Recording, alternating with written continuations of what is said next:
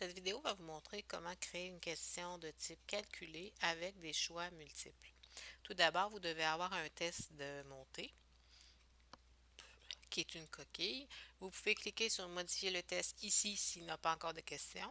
S'il y a des questions, cliquez sur la roue dentelée, modifier le test. Ensuite, cliquez sur ajouter une question et dans le menu, cherchez calculer à choix multiples et cliquez sur ajouter.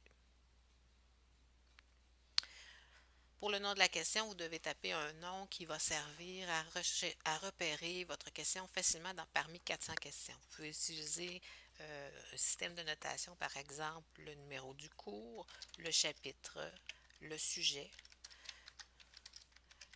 puis quelques éléments qui pourraient permettre de reconnaître la question parmi plusieurs questions. Voilà. Le texte de la question, c'est ce que l'étudiant voit. Donc, je dirais calculer l'aire d'un rectangle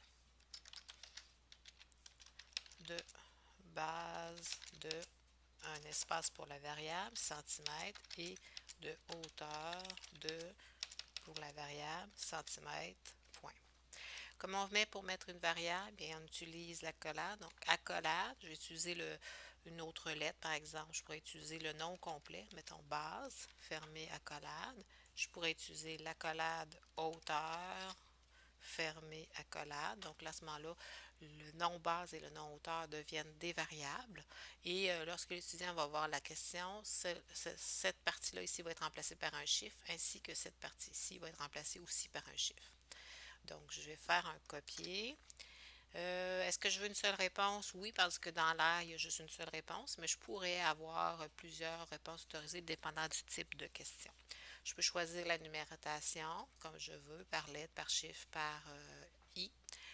Et je vais mettre la réponse. Donc, la réponse est entre accolades. Donc, accolade égale, qu'est-ce qu'on a, nous? C'est une base multiplié, l'étoile remplace le multiplié, puis je vais aller chercher mon hauteur qui est ici. Il faut vraiment que la syntaxe soit identique. Si vous mettez un hauteur avec sans R, pour lui, ce ne sera pas la même variable. Et je ferme avec des accolades. Donc ça serait ma bonne réponse. Donc la note serait de 100%. Et je vais choisir de le présenter avec 0 décimal. La réponse 2, ben, qu'est-ce que genre d'erreur qu'il pourrait faire? C'est qu'au lieu de multiplier, il pourrait additionner. Une erreur commune, puis il n'y aura aucun point. Puis je veux qu'il représente cette réponse-là sans décimale. Une autre erreur qu'il pourrait faire, c'est qu'au lieu de multiplier par la base et la hauteur, il pourrait multiplier par la base deux fois. Donc, des fois, c'est une erreur de pitonnage, de calcul. Donc, je vais mettre la multiplication.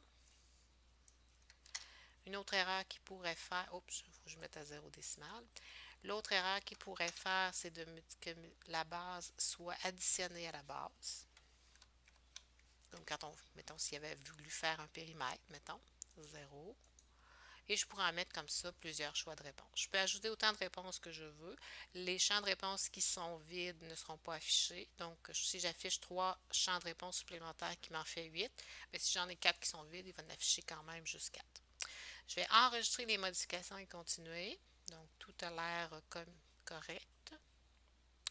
Donc, je vais passer à l'étape suivante qui est d'enregistrer. Maintenant, ce qu'on va faire, c'est qu'on va déterminer la valeur base et hauteur. Donc, je vais déterminer un jeu de données déjà existant, ça veut dire que je l'ai déjà utilisé ailleurs. Donc, je vais pouvoir utiliser les valeurs, les 100 valeurs qui avaient été définies dans un autre. Donc, je pourrais synchroniser les deux questions. Sinon, ben, je mets un nouveau jeu de données. Puis, voilà. Donc, là, on a la valeur base 504, ça c'est un exemple. On dit minimum 1 à 1000. Je pourrais les changer si ça ne me convient pas. Hauteur 339, c'est un exemple. On dit minimum de 1 à 500. Les réponses fausses sont ici. Donc, soit multiplication. Le premier, c'est la bonne réponse. Le deuxième, c'est une réponse fausse, une réponse fausse, une réponse fausse. Je fais afficher plus.